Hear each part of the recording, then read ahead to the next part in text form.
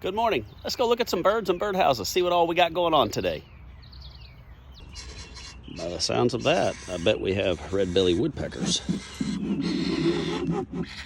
Sure do. Just one little guy in there. Well, it is a nasty rainy day here in Southwest Florida, but that's why we wear rain gear to get out there as long as there's no lightning. Wait till you check out this pond with me. All right, get ready. I couldn't even begin to count how many birds are out here. But they're tricolored heron, snowy egrets, white ibis, glossy ibis. You'll see the black skimmers coming across. Roseate spoonbills, mottled ducks, great egrets, great blue herons. There's so much going on out here. This is just a light rain right now. You can see another box with red-bellied woodpeckers. Fresh hatchlings.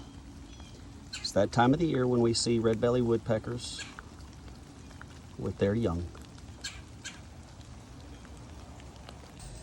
And sometimes in the boxes, we don't always get birds, but these are bats.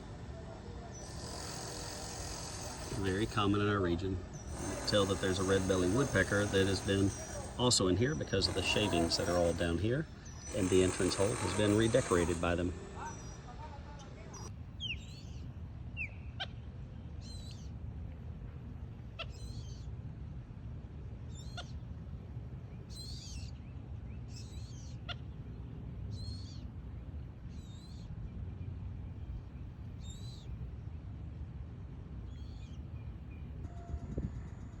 Sitting at the very top of this snag tree is a short-tailed hawk in a dark morph stage.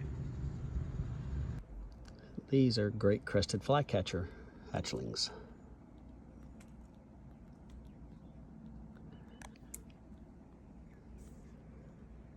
Roseate spoonbills, foraging aggressively for food.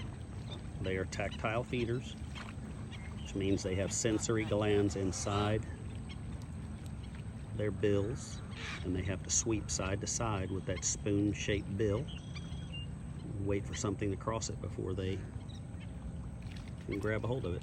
That's a juvenile, has that all-white pale head. The one here in the front is a little bit older.